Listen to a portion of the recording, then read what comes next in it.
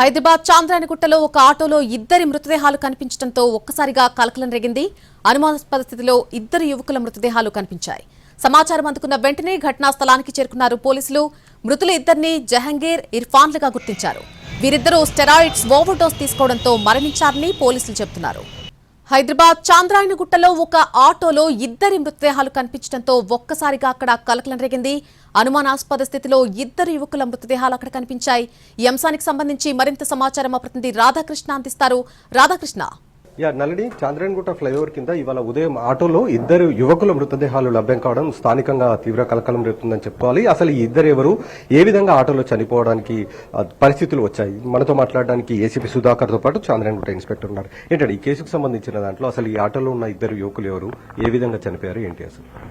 ఈ రోజు ఉదయం 8:30 గంటలకు చంద్రాయణగుట్ట పోలీస్ స్టేషన్ కి సమాచారం వచ్చింది. ఇట్లా చంద్రాయణగుట్ట ఫ్లైఓవర్ కింద ఆటోలో బ్యాక్ సీట్ లో ఇద్దరు వ్యక్తులు అన్కాన్షియస్ గా ఉన్నారని చెప్పి సమాచారం రాగా, అటు సమాచారం మీద చంద్రాయణగుట్ట ఎస్ఐ శ్రీనివాసు అటు జాగాకు వెళ్లి ఆ ఆటోలో ఉన్నటువంటి ఇద్దరు వ్యక్తులను పరిశీలించగా ఎంత లేపినా లేకపోవడం వల్ల వాళ్ళు ఎవరని తెలుసుకునగా వాళ్ళిద్దరి గురించి తెలిసింది ఏంటంటే, ఒక అతను జహంగీర్ పహాడీ షరీఫ్ చెందినటువంటి వ్యక్తి, ఇంకో అతను ఇర్ఫాన్ రియాసత్ నగర్ సంతోషంగా చెందిన వ్యక్తిగా ఇద్దరు కూడా ఆటో డ్రైవర్లుగా పనిచేస్తారనే విషయం తెలిసింది.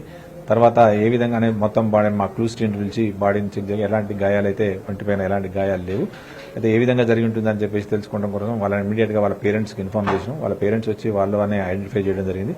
తర్వాత మేము బాడీని రెండు కూడా ఉస్మానియా మార్చురీకి షిఫ్ట్ చేయడం జరిగింది. వాళ్ళ యొక్క ఫాదర్ రోషన్ అలీ ఖాన్ యొక్క ఫిర్యాదు తీసుకుని కేసు నమోదు చేసుకుని దర్యాప్తు చేస్తున్నాం. మరణం ఏ విధంగా జరిగి ఉంటుంది అనేది పోస్ట్ మార్టంలో మనకు తెలుస్తుంది.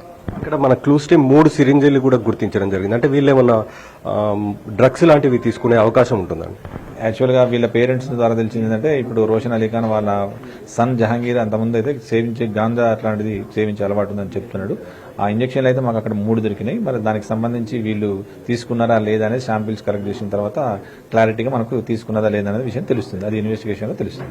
ఓన్లీ సిరింజీలు ఒకటే ఉన్నాయి సార్. వీళ్ళు తీసుకున్న డ్రగ్ ఒకవేళ తీసుకుంటే ఏదైనా మెడికల్ షాప్ నుండి ఆ డ్రగ్ ఏంటి, ఏమన్నా అది కూడా ఏమన్నా దొరికింది?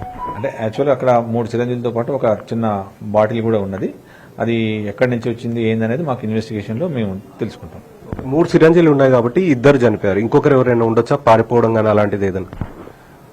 మేబీ ఛాన్సెస్ అయితే ఉన్నాయి. దాని ఇన్వెస్టిగేషన్ లో ఎవరున్నారు ఏంది, వాళ్ళతో పాటు ఇంకా వాళ్ళ ముగ్గురు కలిసి ఉన్నారా, ఇద్దరే ఉన్నారా అనేది తెలుస్తుంది తర్వాత.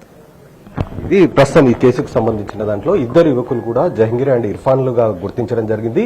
ఒక 3 సిరంజీలతో పాటు ఒక ఇంజెక్షన్ బాటిల్ కూడా తీసుకున్నారు. అయితే ఇప్పటి వరకు మాత్రం ఒక క్లారిటీకి అయితే రాలేదు. ఈ కేసులో పోస్ట్ మార్టం రిపోర్ట్ చాలా కీలకంగా మారబోతుంది.